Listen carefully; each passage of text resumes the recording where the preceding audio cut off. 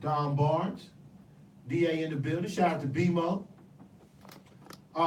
We'll continue on with our NBA free agent talk as we get into the press conference for the Oklahoma City Thunder and the Paul George news. But real quick, so in 2018, 2019, I think the season officially begins July the 9th.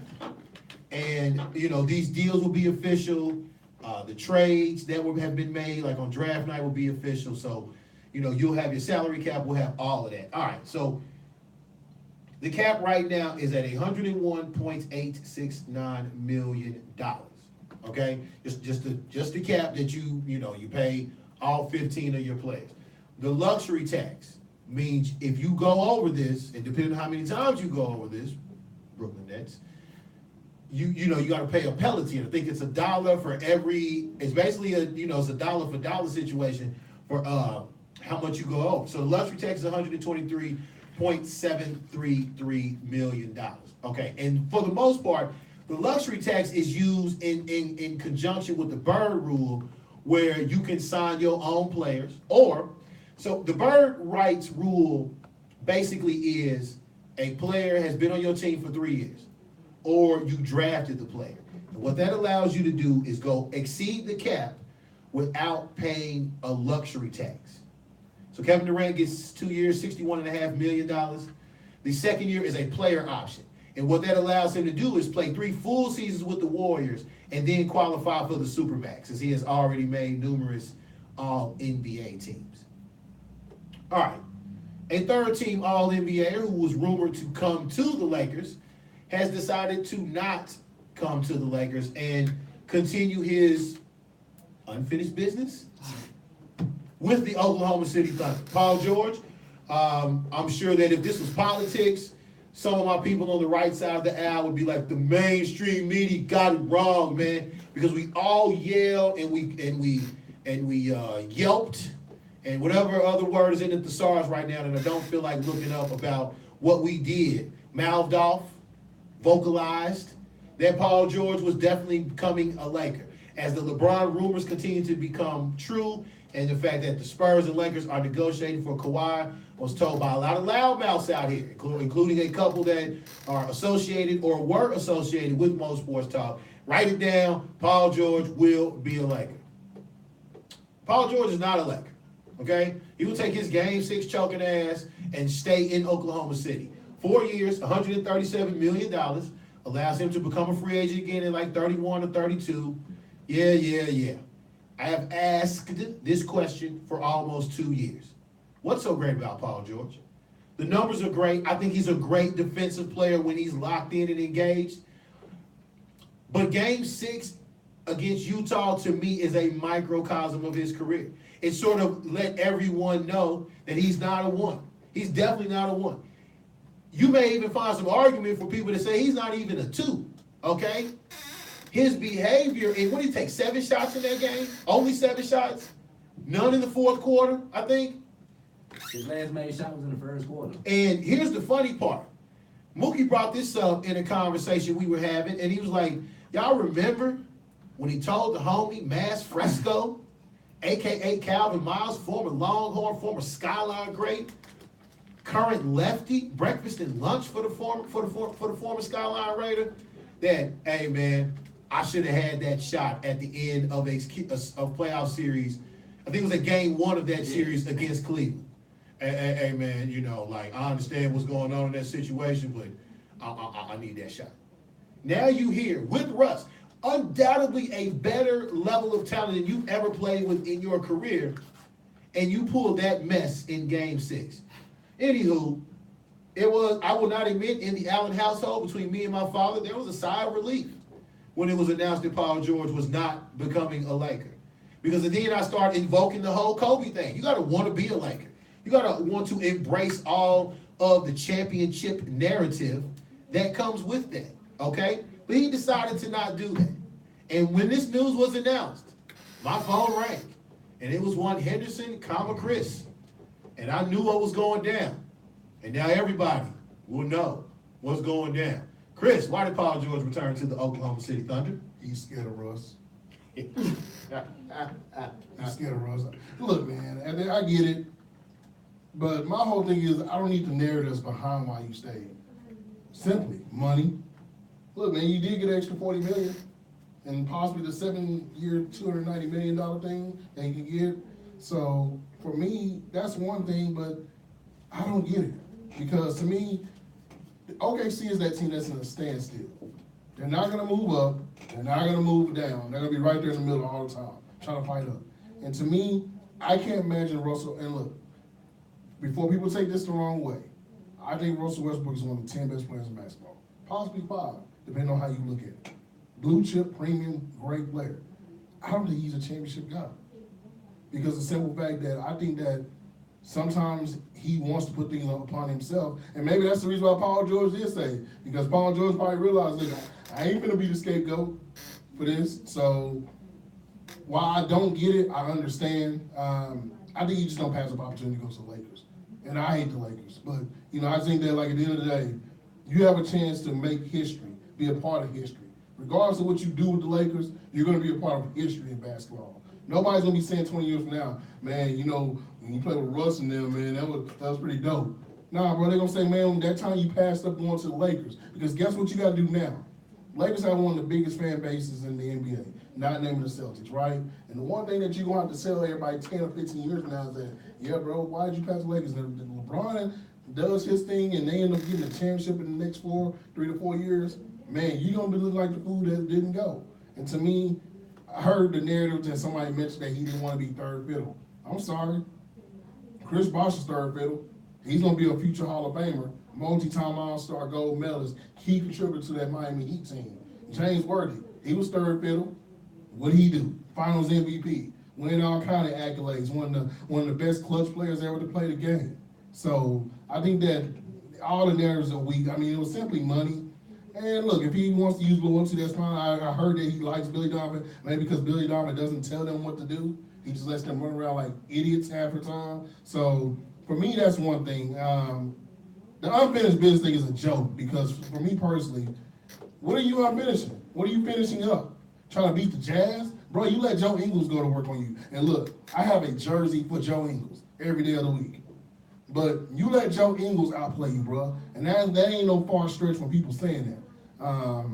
I don't care who they bring there. They can bring anybody there. They're not going to win a championship with Billy Donovan being the head coach. And that, to me, is the biggest issue. Because, to me, it seems like those kind of players like Paul George, Russ, they don't want to be told what to do in a certain way.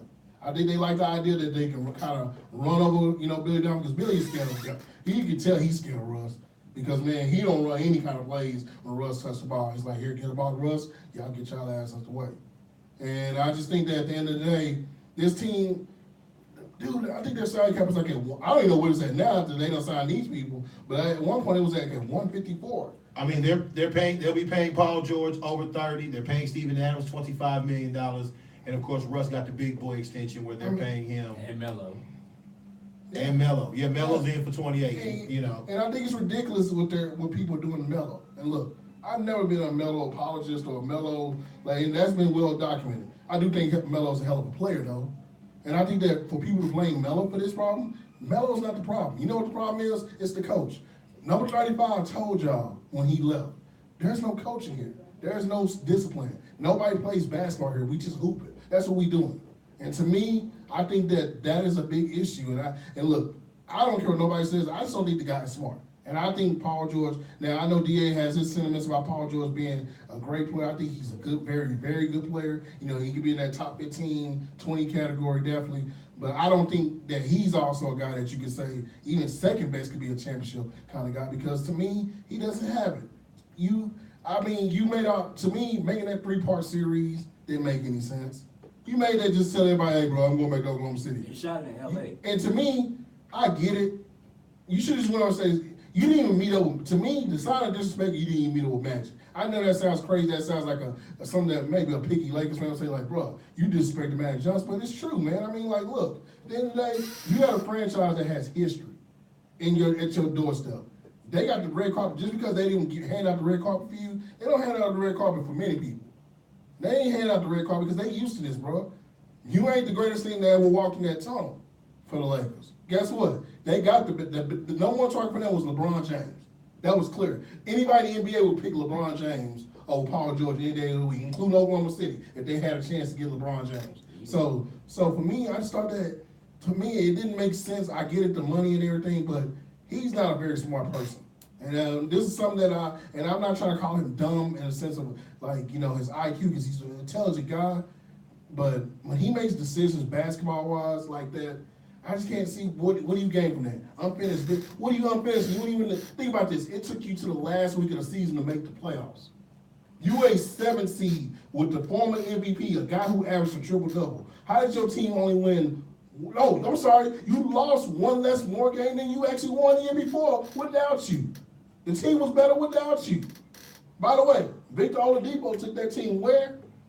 I'm sorry. I mean, like, we all laughed at that trade, say, man, Oklahoma City fleeced everybody. I told everybody, I said, well, you know, you may want to be careful with that. Victor Oladipo is now going to be in the system, and we'll see how that works. So for me, I just think that Paul George, I can't believe it. Like, I get it, and I'll be upset too. And if I'm a Laker fan, I'll be upset because he spurred this on himself. He told everybody how much he wanted to be a Laker, how much he wanted to do this. So guess what you're going to do now? You definitely going to win a championship in Oklahoma City, which ain't going to happen. So to me, I just think that, man, I don't get it. Because to me, what are you proving here? Because at the end of the day, there has to be a hot seat right now. Every signing that they make right now after Paul George, Nerlens Noel, whoever else they bringing in, that makes the seat hotter for Billy Donovan. There is no way Dwayne Casey should have been fired and Billy Donovan's still walking around there somewhere. Because to me, it doesn't make sense to me. What is Oklahoma City doing? And to me, Sam Presti just going ball. I get it, he wants to go. See, the thing is this, people last year got cute about it. They said, Billy did a great job this offseason. Yeah, he took players that nobody else wanted. No, I mean, look, teams wanted Paul George, but obviously teams weren't trying to give up nothing for Paul George. Indiana was happy when you said Oladipo, bro. They gave rid of him for Oladipo. There was a reason why they did it. They wanted him out of there too. And look, I get it, but man, yeah, I can't. Look, I love my Oklahoma City people. Y'all know I love y'all to death, and I know y'all listening. I will be there in about a couple of weeks. You can talk to me in person about it. But there is no way Oklahoma City's winning the championship. Kevin Durant pretty much told y'all why y'all not winning the championship. It starts with 0, and it starts with BD, Billy Donovan. And then after that, you can talk. And then Paul George, he don't even show up when it really counts ever. He pulls, I don't know what he is. He's like he does this every year where he'll have this great season, and all of a sudden he'll have a good couple of first games of playoffs. And then he had the nerve to give himself a nickname. Playoff Pete, man. Playoff Pete. What kind of stuff is that? You ain't even you ain't even been to the finals where you also eat playoff Pete. Come on, dog. You let Joe Ingles wreck you. And to me, look, at the end of the day, they can do what they want to do. You probably Nerlens Noel, fine. And here come the Oklahoma City fans. I'm looking at the camera on this one. You said thank you, Mavericks, for giving y'all Nerlens Noel. Well, you might want to thank Nerlens Noel for not passing the drug test. How about that? Because that's the reason why he didn't play for the Mavericks. You can't pass the drug test, you can't play. That's the NBA rules. I'm sorry. And I don't think we think he's an intelligent guy by no any means. Not like Nerlens. By the way, because he's cut by my ball, but he rejected a 4-year, $70 million deal, y'all. Now he's about to make veteran minimum, $1.5 million this year. Him and Derrick Rose are making the same amount of money. Well, Derrick Rose got that Adidas money, so yeah. Yeah, Nerlens has nothing. Nerlens don't even have a shoe deal no more. He got to buy his own shoes?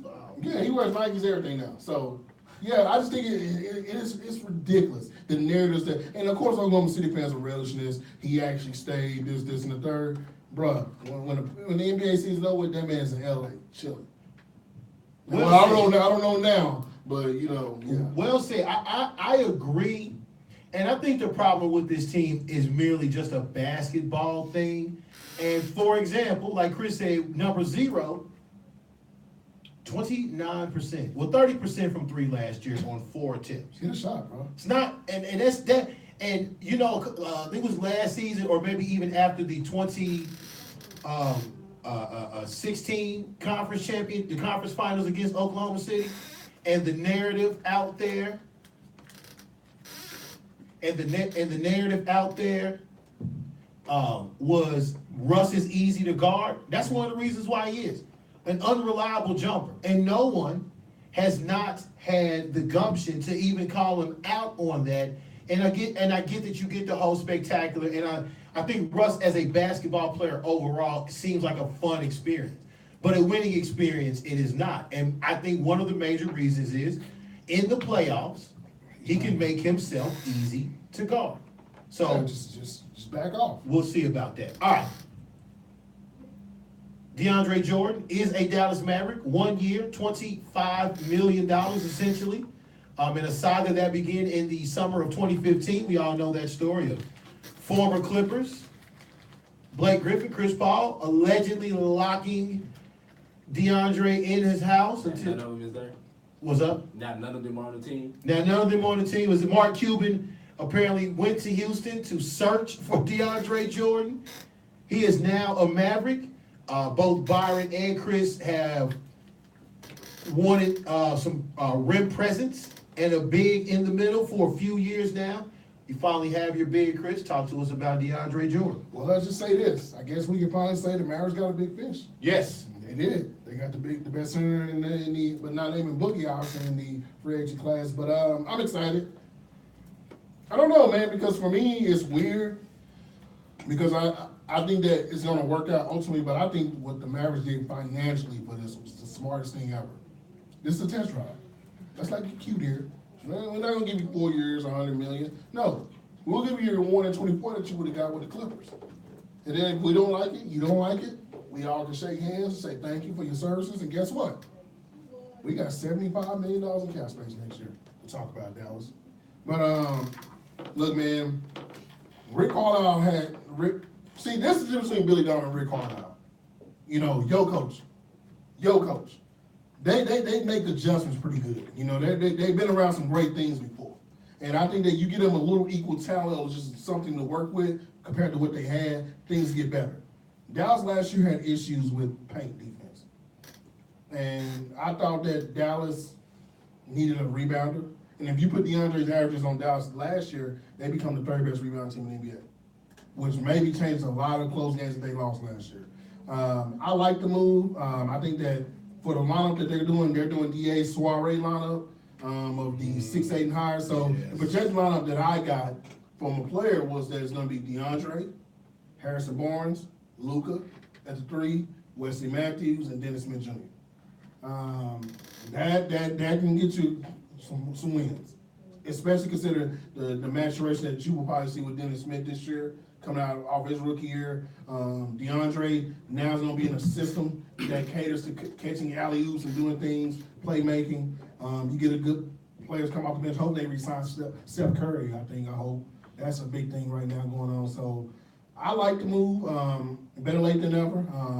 Look, I don't blame him for going back to the Clippers the last time. I mean, look, if I looked over and I saw Chandler Parsons and Wesley Matthews, and then I look over, I see Chris Paul and Blake Griffin, I don't think there's even a question for me. LA, Dallas. Look, I love Dallas. But if you tell me I get the chance to go to LA, bye.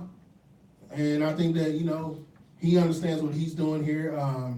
I think it's a great move for Dallas. I think that it kind of showed that Dallas can get the big fish. That was something that we thought about the Lakers. They couldn't do it no more. Think about it. The Lakers and Mavs hadn't signed anybody in 15 years. Probably worth the flip. You know what I mean? They always traded for Jason Kidd, Paul Gasol, Ron Artest, this and the third. They all getting big fish. They all retaining players. If you look at every last one of our teams over here, we all retain good players. And that's something that you want. And we also, you know, you build on that. So I think DeAndre is going to be good for this team. I think that he understands what he has at stake. And look, there's already been rumblings from Woj that DeAndre will probably opt in with Dallas next year, stay with Dallas. And also, KD is at the opportunity to opt out. And KD and DeAndre have had ideas of joining up together. Doesn't mean it can be with the Mavericks, but the Mavs will have the ample cap space to say, look, bro, we can offer him a contract, you a contract, and another player to be mentioned, a big contract, and be fine. And we still got those two rookies, Dennis Smith and Luka Doncic, to work with. And I think that is impressive. I think that we need to give A+ grades to everybody team in this room right now for what they did this offseason. I think that Magic and RP, Rob Pelinka, did a hell of a job with the Lakers. Orlando did a hell of a job retaining Aaron Gordon and getting rid of a few things out of that, you know, that old laundry. And I think that Dallas just did an amazing job. I mean, they got the best player in the draft, proceeded from the combine and just things that we know, and they got a big man. Like, that's very rare. Like, you never get that from Dallas, and I think that you got that commitment from him, and you get a full season with him, man, that changes everything. So I like the move, man. I think that was impressive. I'm happy. I know Mavs fans, you get those Mavs fans that are butthurt still about it, but to me, it's a business, and we have to understand as fans, and by we, I mean all of us, it's a business. These guys have to make livelihood. You don't quit jobs every 3 years. You ain't worked at your job for 4 years. I show that. So I think that whatever comes good to you, you take it. And I think DeAndre understands now he has the opportunity to be the guy, the anchor of the team. Dirk Nowitzki has made it clear that he wants to come off the bench. It changes the pace and speed for that team. And there's going to be a lot of things that I think are favorable for Dallas. And look, I'm not calling playoffs this year, but according to all my basketball people, you added DeAndre Jordan to this team last year, instead of winning 24 games, that's 35 wins. Probably 40. Well, Rick Carlisle, you never know. He now has a potential anchor for the next 3 or 4 years. So much props to him, and very smart on a 1-year deal. Look, I love that. I think that when the marriage don't work, bye. I think that's something we can dig a little deeper into next week. Not necessarily in terms of the dollars, but a lot of short deals, man, a lot of players betting on themselves. And I think they're keeping their options open in terms of teams that and cities that they want to go play in. All right, so let's bring this full circle. LeBron is a Laker. He leaves the Eastern Conference for the first time in his career to join the Western Conference scene. And now we look at the East. What are we to think? Is it Boston or bust? Does this change Toronto's plans? Okay? Does a team like Milwaukee jump into the vacuum? And what about Cleveland? As currently construed with Colin Sexton, J.R. Smith, Kevin Love, Tristan Thompson. Is that a playoff team? Give us a quick synopsis of that, Chris, before we go to break. I think the East, I mean, look, it also puts targets on people in the back, and I think it's unwarranted targets. A guy like Giannis now is going to be considered, look, man, you got to get your team as a top 3 seed. Yeah, if you're not a 3 seed, I do think that's the part where Giannis gets he's a little stick. Yeah, you know, there's a lot of up-and-coming teams. I like Orlando's situation. They got that lineup I like now. It's going to be interesting, man, because Boston is probably going to be the heavy favorite, right? But, man, like, you got 2 guys coming out for major leg injuries. We don't know what that bench is going to be like because Rozier hasn't committed. Marcus Smart is nowhere to be found right now. And I think that he was an easy target for Dallas, but Dallas got their situation under control. We got to see where he's going to end up. You got Toronto. Look, Toronto may be the most fortunate in this because they hadn't lost anybody. And to me, they're just coming out with the same team, and they got a good coach in Bud. But they got Kyle Lowry, though. Yeah, and to me, I think the problem with that team is Serge Ibaka and Jonas. I think that you need to me, that would have been DeAndre's perfect team. If you want to tell me a team that he immediately, like they get in the playoffs, they won't have an issue, that would have worked out in their favor. But does Jonas and Serge have trade value? I don't think Serge deals with $40 million left on his deal. But Jonas, young center, I like Jonas. You know, rebound, can defend, has shot at least attempting to shoot the 3 to make himself, you know, more of a viable option. Yes, Mo. You work on the free throws, though, because you got the tendency to miss a lot of free throws in key moments. And you know, probably want to work on his defense more to make himself available on the court in these high leverage situations. Here's my thoughts on the East. I think it is a Boston or bust situation. I do think if you're Masai Ujiri, I think you keep the phone lines open just in case somebody calls for Kyle Lowry or DeMar DeRozan. You know, you may have to convince them to take Serge Ibaka's deal off your hands, but I might take DeRozan and Valanciunas. But now they're looking at it, we could bring the same starting 5 from a 59-win team, and at least Boston has not crushed our playoff dreams. Now, Boston, Toronto, and Milwaukee, and maybe the Wizards are now the only teams I'm looking at in the East and like, okay, there's a top 4. 4 through 8, I have no idea. I mean, should Knicks fans get any hope? I think they can, but what is Porzingis looking like in year 1 after the ACL? yeah. You know, Charlotte, Miami. It's an interesting team, I think, that we probably can keep tabs on because this is the first full season with those guys in Detroit. With Drummond and Blake. If you buy the numbers that your man Bobby Schmurder had some good work when it was him, Blake, and DeAndre. I mean, not DeAndre. What's that boy's name? Andre. Just Andre. And Dwayne Casey. You know, I think what I'm saying is there's an opportunity to fill in the vacuum. One of the things Chris says about at least in the Western Conference, is who's going to get the wins. So Cleveland won about 52 games last year. Right now, at the top of y'all head, what would you set an over-under win total for? And make sure y'all give us a half so we can go over-under. 38.5. 38.5. Chris, what do you say? If Kevin Love's gone, I would say I would go with 38.5, but I would say if Kevin Love's gone, I would say 20, 25. Hell, 38.5, that might get you a 6 seed in the East next year. So they're a playoff team, but somebody's going to get those 14 wins. You know, does this change Charlotte's plans about Kemba Walker? They still trying to get rid of his ass? Yeah, and I think, Oh, my bad, I forgot Philly. I forget Philly in this mix as well. yeah, and see, the thing is this also makes expectations on them a lot higher, because the thing is this, man, Embiid has to play. I mean, there's no narrative behind it, but yeah, he needs to be full-time. Because to me, it's a weird thing in the East right now. I don't know what to think. And Miami ain't done anything. Right. But can they do anything? Because anybody want Whiteside? It's a lot of bad contracts out here that nobody wants. And that the thing is, you might be able to attach a first-round pick to that contract. But I don't, knowing Pat Riley, he just gives away first-round picks. So you may be able to do that, but you got to take on Hassan Whiteside in the process. All right, let's take a break. When we return, we will get to the UFC 226 preview, a couple of football notes, and a couple of baseball questions I want to present to the listening audience and the boys in the studio. Mo Sports Talk on the afterparty.com. You are tuned in.